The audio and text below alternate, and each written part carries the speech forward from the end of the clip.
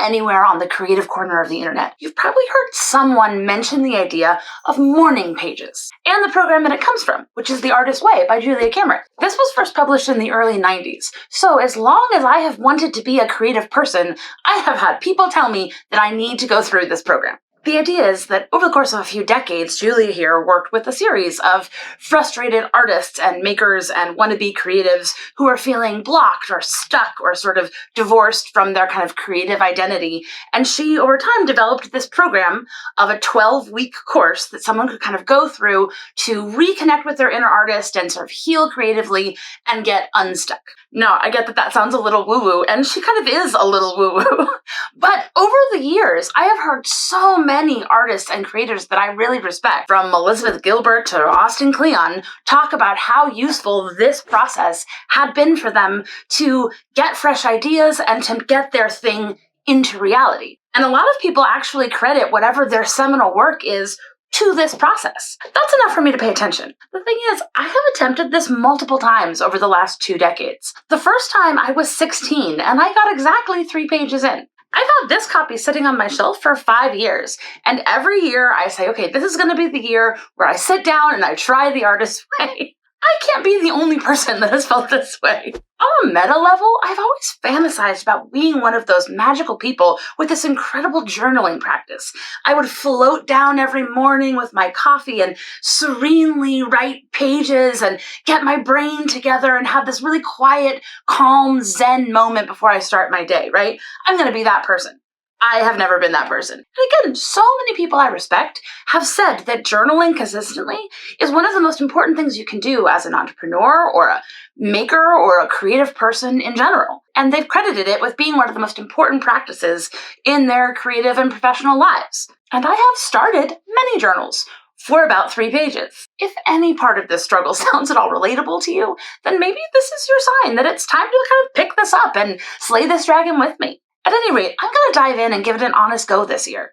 I really want to be more intentional with how I start my days and how I get my thoughts together. And this feels like as good a time as any to actually give this a college try and see what comes of it. If you're any kind of working creative, then you know the struggle of making a living doing the thing that you love to do. And that means that you don't give a lot of space for your own creativity and just joy of it. And you can lose that really easily. And that's kind of where I've been for a while. I really want to be more intentional with how I start my days. And I love the idea of reconnecting with my artistic practice outside of what I do for work. So if you've also vaguely heard about this concept, but you are also trepidatious about starting one more thing just to stop 3 pages in, then this video is for you. We can figure it out together.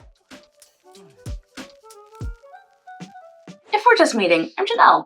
I've been a freelance graphic designer for about 15 years now, and I want to be creative for as long as I can remember. And this is my little corner to talk about design and freelancing and how to have a creative business while still keeping your soul, and to do some creative experiments, which is exactly what we're going to do today. So if that sounds like your bag, hit the subscribe button because I would really love to hang out again. Also, my dog would really like to be in this video. Okay, I got my coffee, I got my puppy. Let's get going. So according to our friend Julia, The Artist's Way is basically broken up into 3 main components. The first, and probably the most famous element, is the practice of morning pages. Every morning, you write 3 long-form stream of consciousness pages of journaling by hand. Kind of annoyingly, Julia is pretty vague about the actual specifics of what this actually means. She never specifies exactly what size of book, so it could be a tiny little thing or a big giant thing. What is 3 pages? And she claims that there is no wrong way to do morning pages, but she is clear about 3 kind of foundational rules. 1, if at all possible, do them first thing in the morning as you're sort of shaking the cobwebs off your brain. The theory is that the act of this free writing will kind of tell your brain that it's time to start thinking about things. And then even on days when you write absolutely nothing, just the act of getting going will kind of get your brain into a more creative space for your day. The second is that it doesn't matter what you write. You can even just write about how you don't know what to write about. But you do need to keep writing until you hit 3 pages. Now, she does not actually specify how much is 3 pages, what size of book you should be doing. And that makes a pretty big difference if you're writing in a tiny little book versus like a big giant legal pad, right? She doesn't specify whether it's front or back or just single pages. She does clarify that if at all possible, you should write by hand, as the act of actually writing by hand sort of prompts your brain to go. But if you need to write digitally to make this work for you, it seems like that's also okay. The third rule is that no one, including yourself, is allowed to read them for at least a few months, if ever. The goal of this is not to have sort of a daily log journal that you can go back to and see what you've done.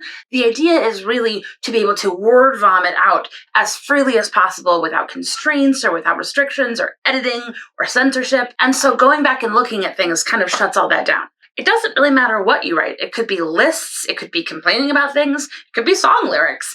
But it's apparently vital that you don't get self-conscious and start censoring yourself. So, no looking back. The overall philosophy of doing this kind of free writing first thing in the morning is that whatever drivel comes out of your pen is the stuff that is standing between you and your creativity. And so if you can get all of the things out of your head, whatever is kind of on your mind, whatever is distracting you, if you can get it down, then you're kind of prompting your brain to get into a creative space and you're able to kind of release those things.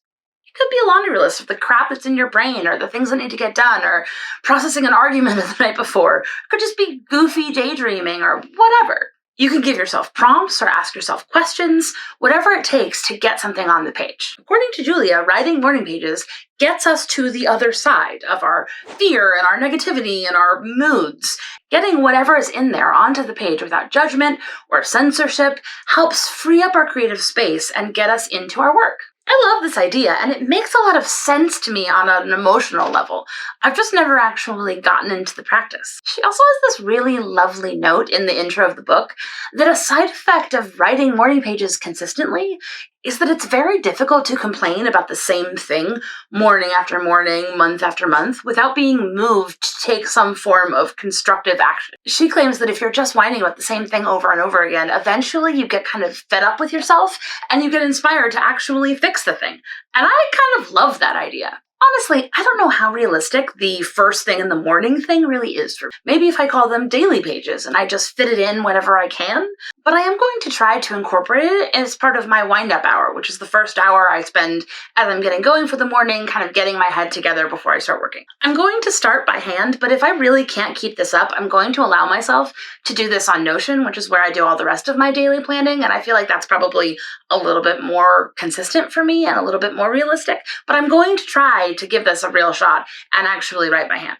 So I have myself a new notebook and I'm going to give it a go. I really love the idea of morning pages and I want to be that girl. So this is the best shot I have. The second practice in the Artist Way is that once a week, you take yourself out on what Julia calls an artist date. The rules for this are: 1, you have to actually block out time and not just have it be like a good idea that you maybe get to, but you have to treat it like a real thing that you're committing to. Make an appointment in your calendar. Treat it like you're meeting up with a friend that you would not bail on. I don't know about you, but it is so much easier for me to commit to plans with other people. And as soon as it becomes something that's just for me, everything gets very fuzzy and it becomes the first thing to get moved around. So the idea here is that you have to prioritize spending time with your inner artist in the same way that you would like a close friend or a partner, someone that you really value. Her theory here is that if you want to have a creative practice of any kind, you have to show it the same kind of intention and care as you would anything that you actually care about in your life, which kind of makes sense. Number 2, the date itself can look like a lot of things,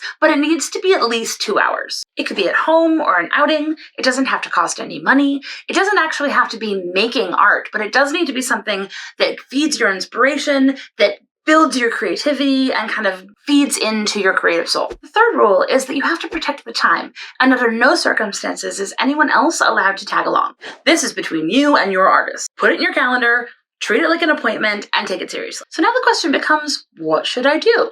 I live in Washington, D.C., and I love the museums in this town. It's one of my favorite things to do, and in a perfect world, every week I would just take myself on a date to one of the free museums around. However, I know that is probably setting myself up for failure, and I think it is healthier for me to say that once a month, I'm going to make this like an actual outing where I go to a museum and feed my eyeballs with art. For the rest of the time, though, one thing that I know about myself is that if I leave it till the moment to decide what it is I'm going to do, I'm going to put it off and not do it. Somehow the inertia of trying to decide what the thing is going to be is just enough friction to keep me from doing something. One thing that I've done over the last couple of years is use Notion to create these sort of menus for myself for different things. I have one for self-care where I break down different activities that I know sort of feed my soul, and I've broken them down into like time chunk increments. So if I have a spare hour, I don't have to think about what I want to do. I can literally look at the menu and pick something that I know I already enjoy. It removes the friction so I actually spend my time well.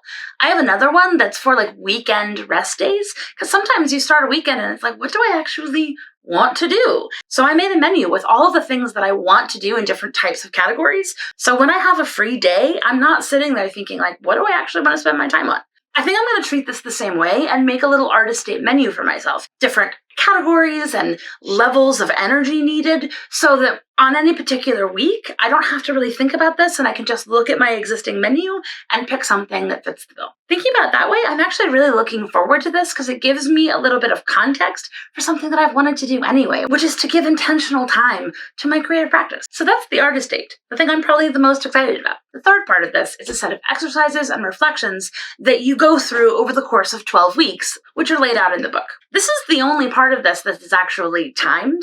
The idea is that you use the exercises as a way of kind of clearing the cobwebs mentally and kind of working through the gunk that is there creatively, so that then by the end of the 12 weeks, you've built up the muscle memory of the writing and the artist dates, so that can be something that is just a part of your creative practice moving forward. It's worth a side note here that her perspective is definitely spiritual, and she uses a lot of spiritual language to describe this process throughout the book. But she also addresses how to filter language in a way that works for you personally, whatever your background or sort of personal beliefs are. Personally, as I've started reading, I think she does a pretty good job of leaving room for a lot of different perspectives. And for me, I consider creativity to be a very spiritual practice for myself, so nothing about this kind of felt off to me.